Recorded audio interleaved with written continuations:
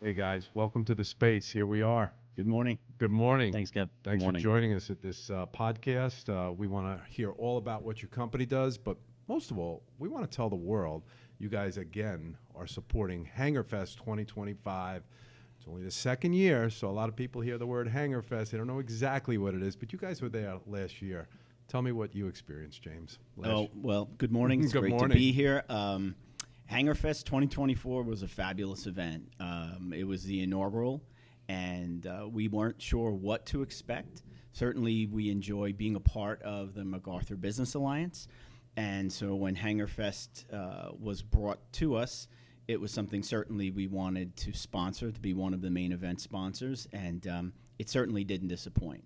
You know, the hangar was a fabulous venue. The jets were certainly very impressive, both inside and outside of the hangar. The Ferrari Club, the Maserati Club, and certainly just all the local food vendors that were there, and of course the different chambers that were represented: Holbrook, Islip, to see Angie Carpenter, and others alike. It was just a very good community event. And because of the fact that you had just so many different aspects to it, especially the jets, you know, and to sit in a private jet, to understand that, you know, these jets, depending on where you're going, could cost up to $250,000 for a round trip. So it's impressive to just get the background on these private planes. And, you know, we drive past MacArthur Airport all the time, and you see the smaller prop planes and the private jets. But to get up close and personal with them was really special. And when else are you doing that? Yeah, and then, of course, the evening, you know, the networking and just the collaborative discussions you have with other professionals that are there, and to taste the food and listen to the music made for a very special night. It was really great. Tyler, you experienced it, or is this year's I did. your first? I did. Last year was incredible. I mean, I say it was the event of the year. I think we all would agree that it was one of the top events of the year. Yeah. And to your point, do you ever have the opportunity to be in a jet like that and to be in a hangar for the evening? Hanging in the hangar. Hanging in the hangar. I mean, and as a musician myself, the music, just being there with friends and colleagues, and to James's point, it was the great opportunity to network, but it was just a very cool experience. You know, I'm thinking one of the food vendors really should come out with a little hangar steak, HangarFest steak for a tasting. You know, it's a nice idea to make it really special. So JM2 this year is, and I should say, and I'm going to allow you to really explain what it is that JM2 does professionally. But you guys are boarding gate sponsor. That's a big deal. Our mutual friend Rick Amarati shouted you out early on in 2024 for this event. By the way, that's happening June 12th, 4:30 p.m. At Liberty Jet, I believe, right? So what makes a company like you take advantage of something like this? I mean, obviously, we already talked about the fact that the crowd there is a business crowd, right? So just about everybody there was business to business. It felt really, that vibe felt great. Like it seemed like everybody was intertwining. And then when you couple that with the fact that most people were also within this 10-mile radius of what we call the MacArthur Business Alliance District.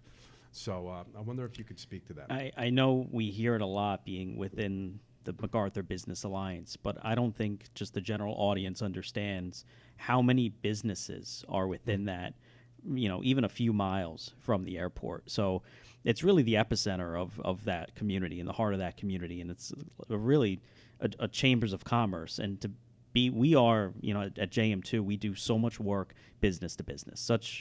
You know, one of the main focal points of our business is helping other businesses and helping and being a member of the community. So for us, it's the perfect type of It really is. network to be in. And us ourselves, we are only a few miles from the airport as well. It's so great when you learn, because I'm really learning about you guys real time too. And as James and I were talking about just before we got on, I actually have architectural needs, but we look at some of your projects and they're so familiar to me. Like I know this project right here, well, right up this street. Maybe you can talk about a few of the projects that you can talk about or have done that you're really proud of. Yeah, well, I mean, you have a lot of them up on the screen. We've been very fortunate to be involved with some high-profile projects, some high-profile clients. Right out of the gate when we started in 2012, one of our first projects was Amneal Pharmaceuticals, and that was a large 400,000 square foot expansion on their 33-acre site on Horse Block Road in Brookhaven. And, that was an amazing project, a large, complex pharmaceutical project. And that kind of launched the firm to then do Perfume Center of America, which is in the town of Islip, right down the road from where we'll be with HANGARFEST. Mariano Rivera, Drifters, JM2 Beautiful is project. Thank you. JM2 is a very diverse firm. We do a mix of commercial, residential, industrial, and hospitality. So we're very fortunate. Certainly the hotel in Patchogue is a pretty prominent project that we received zoning approval for back in January, and now in 2 weeks we're going for site plan approval in front of the planning board in the village of Patchogue. Wow, So that's that exciting. project, that has been something that has been on the village docket for 20 years. The mayor has always said that he wanted a hotel. People in the community know there's a need for a hotel because all the hotels in the area are up on Vets Highway and the Long Island Expressway. So there's nothing really south in that area. That's a home run. Yeah, so that will be a Hilton Tempo hotel. So, we're very proud to be a part of that, but everything we do, all the projects, regardless of the size or scope, every project gets the same level of attention, detail, respect to the client, because someone who wants to put an accessory structure on their residential property, that capital of improvement is as important to them as a hotel Absolutely. or a pharmaceutical facility or a car dealership. So we can't lose sight of the importance to each and every client. So that is really a guiding light in the office. And then, of course, John and I started the firm 13 years ago. We could never be as successful as we are without the likes of Tyler and our staff. They are, the backbone of the firm. They represent us with just absolute professionalism and just that collaborative effort that happens day in and day out, that team approach. It never fails us. And, you walk in every day with that same attitude that we're going to do the very best we can. If an issue arises, how do we address that issue? What's the approach to a solution if something happens? Because, you're putting buildings together where you're dealing with a lot of different contractors. There's a lot of money going into a project. So, you have to be very careful and very responsible and very professional Absolutely. about the approach.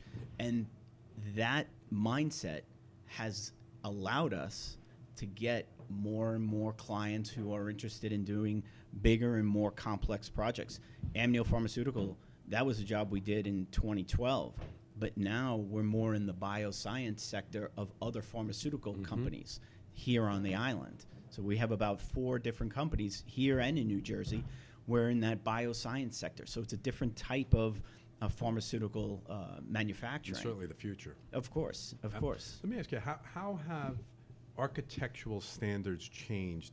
You mentioned starting really 92, 94, around that year, through the years, specifically on Long Island from a commercial standpoint. Obviously, we're always striving towards getting more energy efficient, and that's part of what you do as well, I'm quite sure.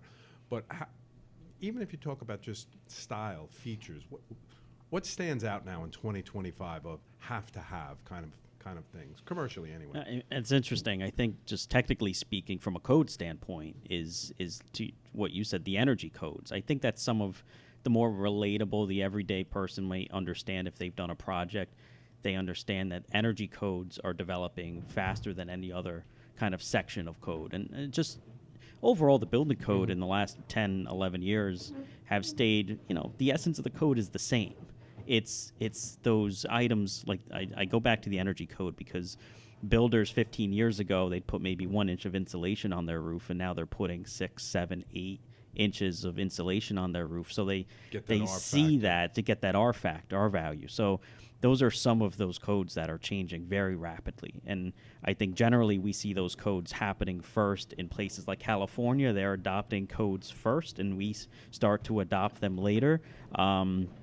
And in terms of style, maybe you can speak a little bit more on Or some of maybe the you styles. can speak to, like, residentially, what are people doing? I mean, I guess the Hamptons sort of leads the way in that, right? Because Yeah. they can go out and experiment, because there's usually a little more dollars to do that. What are you seeing residentially that's different than 30 years ago? There's got to be a distinct difference. Styles will always change. There are styles that are going to be more popular than others. We see the standing seam roof, the mix of, a lot of people like. I mean, for example, I'm seeing black windows everywhere now. I Mhm. didn't Well, see black that 30 windows are years very ago. trendy, and it's something that gets tried and adopted, and people like the style. So there's a mix of whether it's colors, materials, Amazing. things like that. But just the technologies are changing rapidly. And I just know from when I started in the industry, whether it is the codes or the materials or the way different composite materials are produced, greater now, where we don't necessarily have to use wood. We could use a composite material to look Absolutely. like wood. Luxury vinyl tile is a flooring material that you don't have to use. You don't have to spend the money to have a product that looks like wood. And of course, after Superstorm Sandy in 2012, where homes were completely flooded, wood floors were completely ruined, the LVT, the luxury vinyl tile, which gives you the texture and feel of a wood-like product, is been implemented a lot more. The other thing I see, and I'm a light freak myself, as you might see, is I wonder how you integrate. Do you integrate with lighting designer? I don't even know if it's lighting architecture, but lighting is a big thing now. Collaboration and teamwork is a tremendous part Right. of what we do. Okay, whether we pretty much will collaborate and coordinate with other professionals. Like most of our projects now, we will bring on a civil engineer to do the site design. We will bring on a mechanical and electrical engineer to do the mechanical and electrical, the HVAC. Many times we'll bring on a structural engineer. So the industry now is promoting, the AIA is promoting a more collaborative approach where we sit with each of these engineers to ensure the most successful projects. Not to say that we couldn't do it, 'cause certainly we know how to do it. But specialization counts. But in the some- idea, yeah. it's more about the collaborative teamwork approach to make sure that at the end of the day, you have a successful project. And that wasn't always the case. It was more of structural engineer or civil engineer. If I need them, I will bring them on. Now it's more from the when we do beginning. proposals, okay, who's best suited to do the mechanical and electrical design for this project? Right. So we're no longer reliant on contractors to kind of give us a design. We're working with licensed design professionals. And, that's a big difference. Certainly internally in the office, the software that we use has changed dramatically. From when I started, drawings were being done by hand on vellum and mylar, and then AutoCAD was introduced in the 90s, Right. and or the late 80s into the 90s, and then we adopted AutoCAD, and then different versions, and then now we work with Revit, which is more of a 3D modeling program. So as we're designing a house or a building two-dimensionally, the computer is actually generating a 3D model, and the different elements, whether it's walls, doors, windows, are being implemented by the architects and designers directly into the model, so that if you came in and we were designing a house or a building for you, almost immediately we could show you a 3D image of that That feels walk you great. through it, put camera angles in different spots so you could see certain spatial elements that are important to you, that you want to convey a certain dramatic feel to. We could actually show you what that's going to look like and not just describe it. So, there It's have powerful. been many changes across the industry, and now we're even seeing AI really become a major factor in design, especially. Many Don't people, worry, Tyler, you're going to stick around for a while. many people use many people use AI to generate letters and reports and Right. things like that. AI also has a design application to it. So we're gonna we're at kind of the It's cusp. exciting, right? Yeah, it's very exciting. It is very exciting. We're just really at the precipice of what AI will do for our industry and many other industries in the future. They say Yeah, there's nothing I won't touch. It's about learning how to use it to our advantage in a way, to just enhance what we already do. And using Revit is incredible to be able to create everything in 3-dimensional for our clients who, it's not easy to see a floor plan and understand just spatially how things are going to work and understand the volume of a space when looking at plans. But when you can open up a 3D model, coupled that with Enscape, which is a program that renders in real time, we're showing them a full rendered design that looks pretty much just like what it will hopefully amazing. be when it's completed. And again, you're coupling with the other professionals, and I'm just thinking this through, right? So you have the design. I talked about the windows a little bit, the inside, the tile, this, and then you're going lighting, and then you're going a step further with. We haven't even talked about landscape architecture. In the case of like a real, most people on Long Island use your backyards as a vacation spots. So you have that, you have the masonry, and it all can be pre-looked at before it even happens. Sure. That I think is the biggest change. Right, because everybody back in the 80s, they were like, I think this is going to look good. But now we know it's going to look good. You Yeah. can see it from every different angle. It's really amazing. Cool. Yeah, and working with the consultants is almost expected because each industry has developed with smart technologies and different, each individually develops in their own ways. For us, when maybe there was a time we can try to incorporate all these ourselves. Now we need to really lean on all these professionals individually and be a part of that team mentality to have it done. And smart technologies, we didn't even discuss that. I mean, now it's every home, every building has some sort of component that is smart. The lighting design is smart. The shades, everything. Yeah, the So- heating, radiant heating. Right. All different aspects of that. I know what I wanted to ask you. So we talk about, and this is a fact, right? We have a housing shortage, certainly on Long Island, which is why rents and home prices, strangely enough, are like at record high right as we speak here. It's absolutely incredible. So that would mean to me that there's probably a housing shortage. I want you to, to the extent you can, tell me about that. And do you think there's a hotel shortage on Long Island? Well, definitely there's a housing shortage. Okay. And We're that's seeing- because, why is that? I don't think people can wrap their head around, Because you hear a lot, Long Island's too expensive, I'm moving out of here, but yet there's a housing shortage. They're diametrically opposed thoughts. post-World War II, Long Island was the model for suburbia, okay? We basically, Levitt created suburban life, which was block after block, home after home on a quarter-acre lot. Right. And much of Long Island, from Nassau out to mid-Suffolk, for a very long time, that was the model. And we're going to create these neighborhoods, and we're going to put these homes on them. Some of them are bigger, some of them are smaller. The communities change with cul-de-sacs and things like that. But the foundation of Long Island, what is kind of like, I don't want to use the word fossilized, but is in stone right now, is suburban Long Island. And it's difficult to kind of break that mold, which is why you're seeing a lot of villages adopt, whether it's a transit-oriented development or multifamily.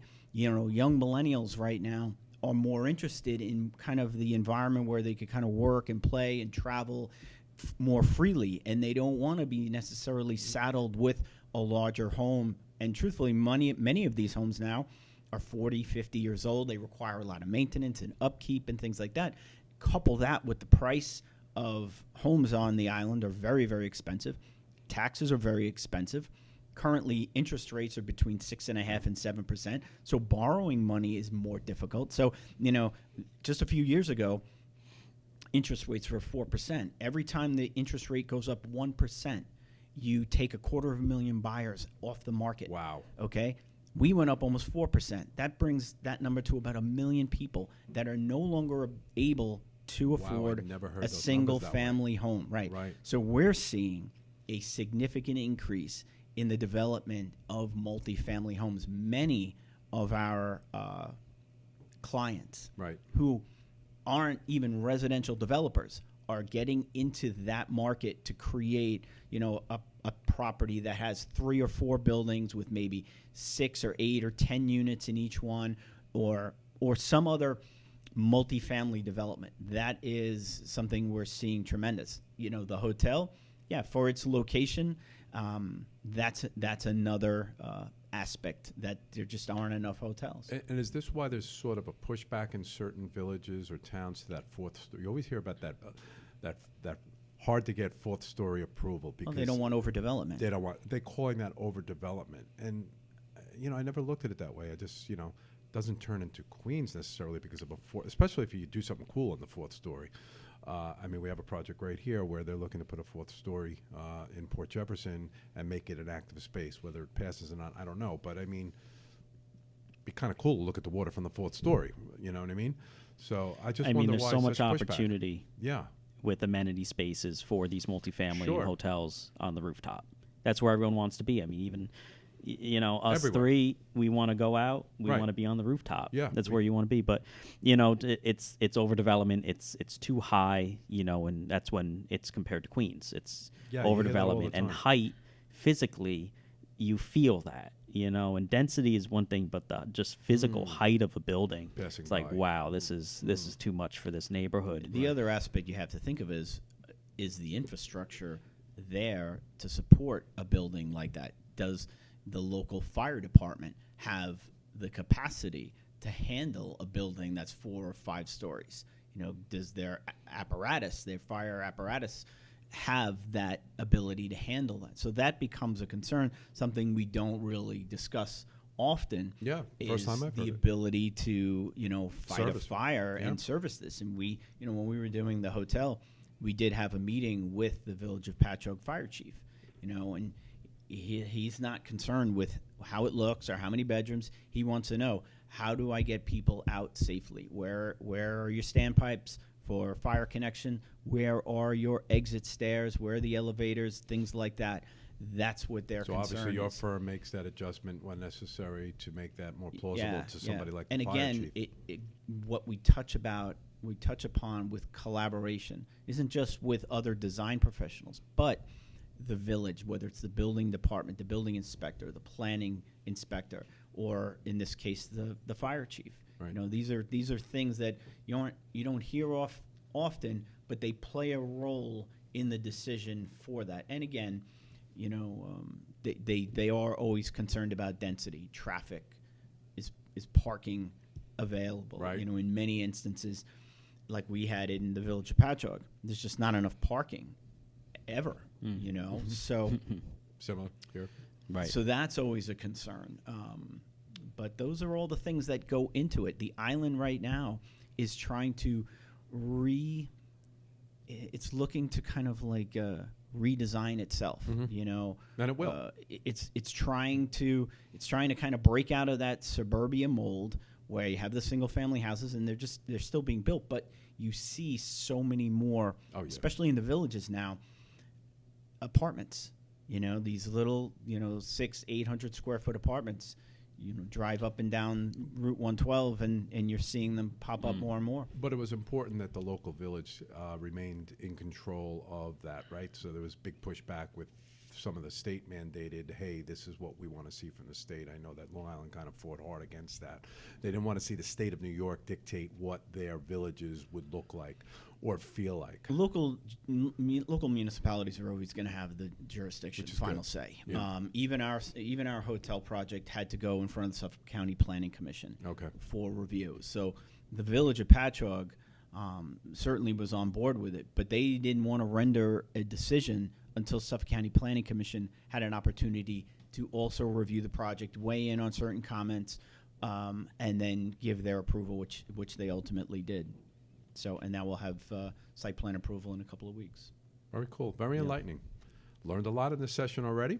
I would expect anybody that wants to learn more, see this great firm, JM2 Architecture, come to HANGARFEST 2025. That's June 12th, right at Liberty Jet. We'll show you a little bit of a registration down here below as we're speaking. Again, Boarding Gate sponsors. I know on behalf of the MacArthur Business Association, we thank you, and we'll see you there. All right, thank Thanks you. for joining Kevin. us this morning. Our pleasure. Appreciate it. Thank you.